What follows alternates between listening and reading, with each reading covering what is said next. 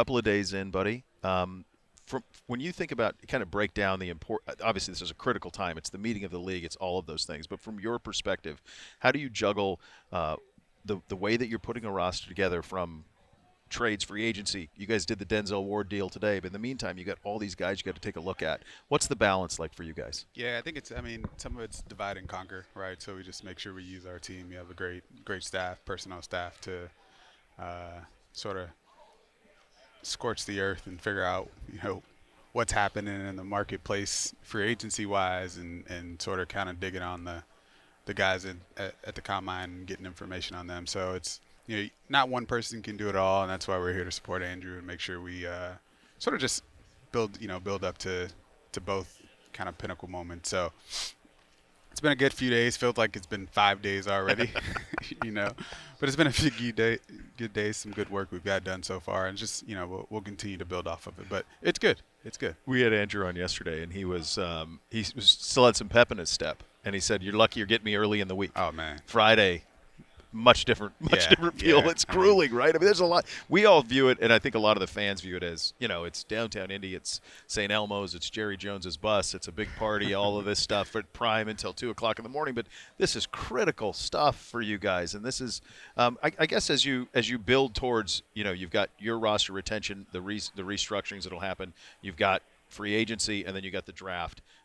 Is this a jumping off point? Is this a midpoint for you guys? How do you view where the combine lands in your calendar? I think depending on which phase of the roster building we're talking about, it's a different point, right? Sure. In terms of free agency, it's probably a little bit of a jumping off point. A lot of things will start to happen once teams leave here.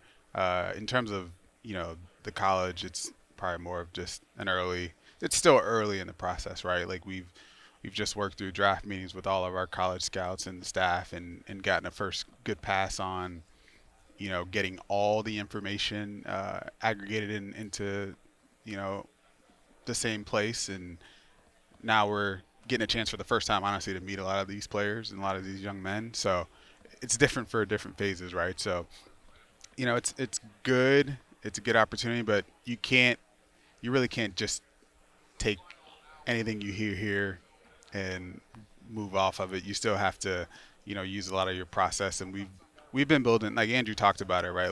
He kind of stepped back, when the season was over and assessed everything, and it's a part of the planning process altogether. So it's been good. And just from that you're curious about where this is going to go. You think about you get done with the college season, you get into your senior bowls, your East West Shrine, all that stuff. Then you come here, then you've got the pro days, then they meet with you guys. There are some of the guys at the top aren't participating in a lot of the on-field stuff. Marvin Harrison Jr., receiver out of Ohio State, obviously not going to really do much of anything other than meet from players. From your perspective, what part of this process at the combine is most valuable? When you think about the meetings, the medicals, the workouts, or is it all just part of a big pie? I think it all carries different value for each prospect, right? Yeah. There's like I said, we just went through draft meetings. We've collected a lot of information throughout the fall. So that there's some components to the player that are more critical for us to dive into while we're here, and that could, for example, be mentally just getting a better feel for what their baseline is in terms of understanding the game of football and what they've done for their 3-4 years as a player at their college. And then some of it'll be really important to make sure that medically they're in a good place, or just we have a good sense of what their history as an athlete physically has been. So it's really an opportunity to decipher it all, depending on each prospect.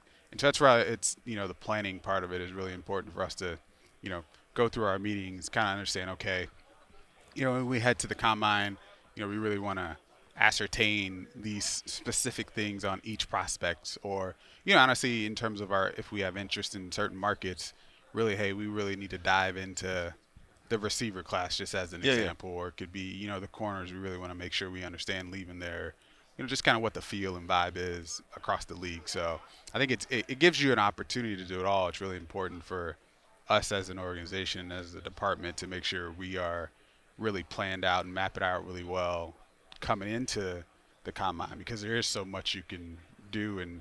But if you're all over the place, you really may not get rich information. You guys have just crushed some of these mid round picks recently.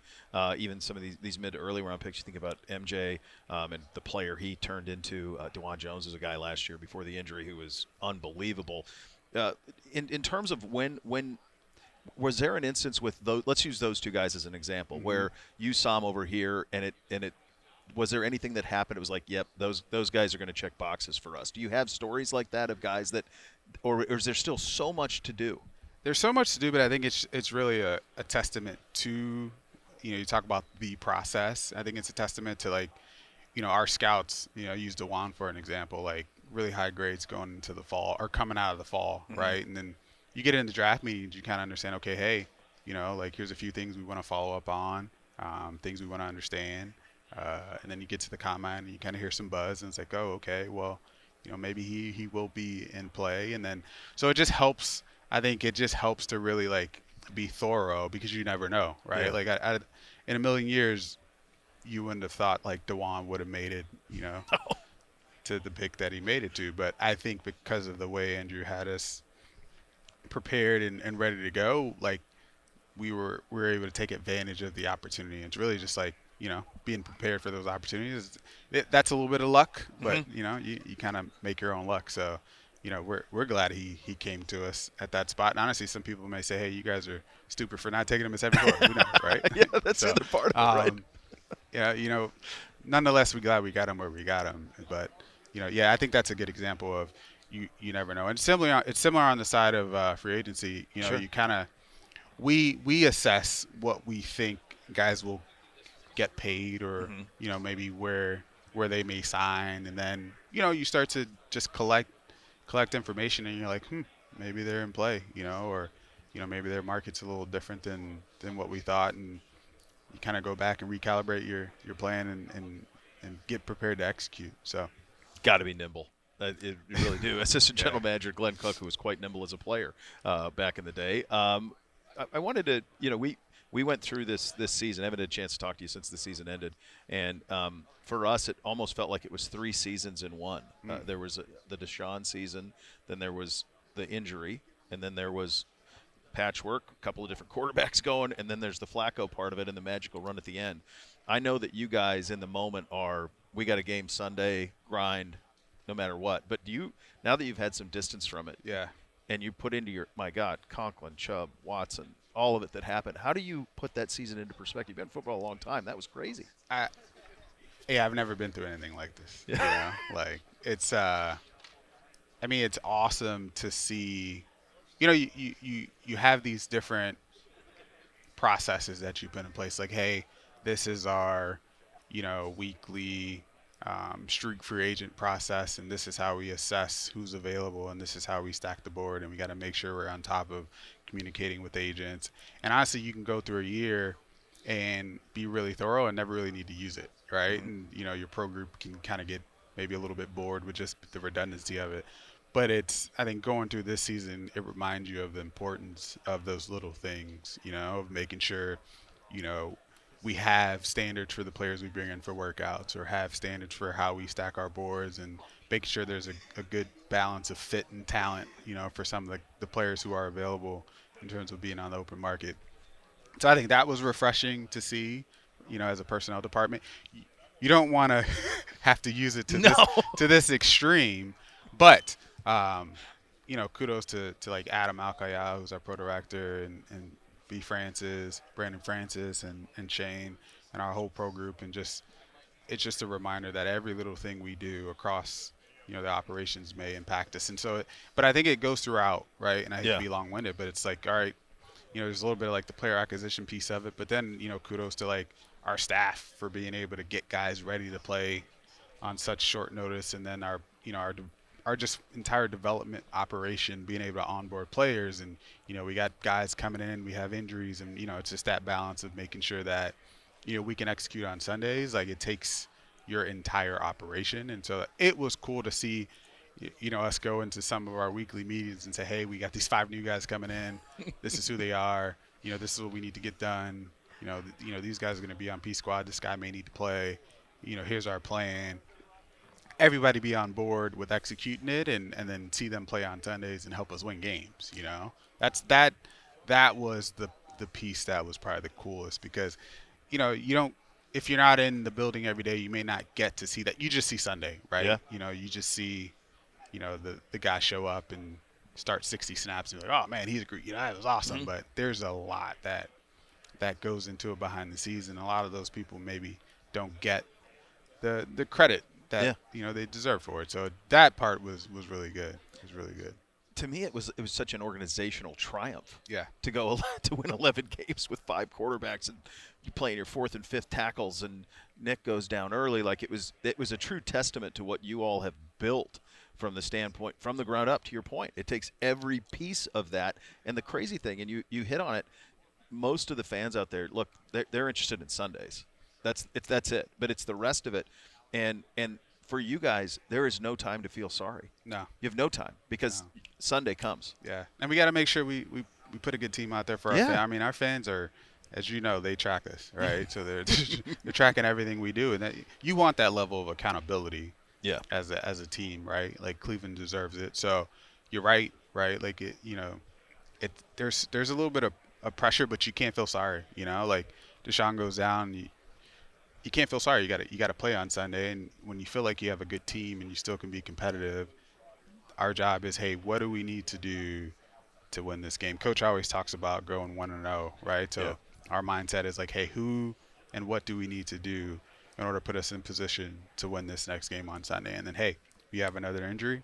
What do we need to do to put ourselves in position to win this game on Sunday? So between Kevin and AB, there's no leeway in terms of feeling sorry for yourself. No. And, AB is very much like, hey, this is what's the plan? Yeah. This is what we need to do. One of the guys getting in, keep me up to, like, it's the train moves. So Yeah. it's cool. If I would have told you at the Greenbrier that Joe Flacco and Kareem Hunt would account for 20-some touchdowns, My goodness. come on, man. I, Come on, man. as long as it, Isn't that wild? long as it Most for us? resulted in a playoff, appearance, It was. I would have been like, yeah, but yeah, It's just testament, though, to Yeah. how you had to be. No stone was unturned. yeah, That's really and then I guess the question then becomes, now, as you guys head into this offseason, you have the restructure of Denzel. The question now becomes, like, how do you make sure you've had sustained success here, but how do you make sure that a season that kind of had 3 seasons to it springboards you forward in an AFC that's unrelenting in terms of the talented teams in it? yeah. I was kind of having this conversation earlier, just kind of sitting around talking, and it's like, you definitely want to build off of that and make it a standard for Cleveland, right? Like, I think, like I said, Andrew talked about stepping back and assessing where we are, and our goal isn't just to make the playoffs once. It's not even just to make the playoffs. Like, we want to push deep into the playoffs and compete for the ultimate goal. So we have to push ourselves, right? You can't be complacent and just like, oh, 1 year, take a breath. It's like, okay, who are we? Where do we need to improve? What are some things we need to enhance? And then, how do we make sure we can compete in this conference? I mean, it's a competitive conference. Yeah. You look at the quarterbacks. Honestly, you look at the teams. Yeah. And there is no rest for the weary in terms of No. what we're facing going into next season. So we understand that, and that's why it's important for us to have a good week here, right? Like, this is just dealing with what's in front of us, and have a good week here and make sure we're prepared to head into free agency. I think the other thing that was really cool this year is you had, like, these are guys that you guys have incubated. These are guys you guys have drafted that we've watched grow up, that went from young players to men. You think about, I just think about the growth of Miles. Not Yeah, just, obviously that's he's awesome. one of the best players in the game, Yeah. but just in terms of his personality, winning Defensive Player of the Year, Denzel Ward, a guy who goes back to a Pro Bowl, talked about MJ Emerson, J.O.K. Yeah. Come on, man. Like, there were some Yeah. these are homegrown guys. These are guys drafted, developed, and now blossomed. They really and so I guess from a fan perspective, as you start to go ahead to next year, like, all those guys are back, man. Yeah. Like, the heartbeat of this team, and those are just the defensive guys. And so when you talk about that standard of this is the Brown standard, like, they're the ones responsible in large part for what happens. in True, that. and also the goal is, to continue that, right? Like, Yeah. so it's, to your point, I came the year before we drafted Miles, and right? And this is what you wanted to happen, right? Like, you wanted to build around players like him and Denzel and create, like, a baseline for, like, who we are as as the Cleveland Browns. But also like if you look at it, we did it in every way, Mm-hmm. right? Like we had impact from people we acquired through the draft. We had impact from Dalvin and Obo, who we signed Yeah. as free agents, and then Z. Like we traded for Z, Dustin Hopkins. We traded for we signed Shelby in August. So like from now until August, like there's a lot of opportunity if you do what you need to do to make your team better. And it doesn't always play out that way, No. right? Like there needs to be that match of like, opportunity, resources and everything, but we understand it's not only done through one avenue. We've tried to keep our minds open to, hey, just our job is to acquire talent, do it in the most feasible way and efficient way for the organization to sustain winning. But it's not only going to happen through free agency. Like, so we don't need to solve, quote unquote, every Right. problem or need in that manner. And so that part was also cool to see. Like we trade for Dustin and he comes in and just kicks his butt off, right? Crushes it, man. And then I remember talking about it post cutdown, and it's just like, look, we just know he's gonna, we know or believe that he's just gonna make kicks, right? Like so, Yep. like there's, everyone has warts or whatever, but we had confidence that he would make kicks. We had confidence that Shelby would just come in and play well.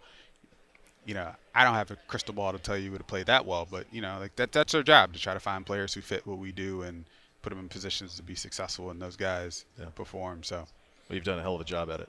we're Good. trying. Good We're talking to you, trying. buddy. Same. That's our great assistant general manager, Glenn Cook, joining us here from the NFL Scouting Combine in Indianapolis.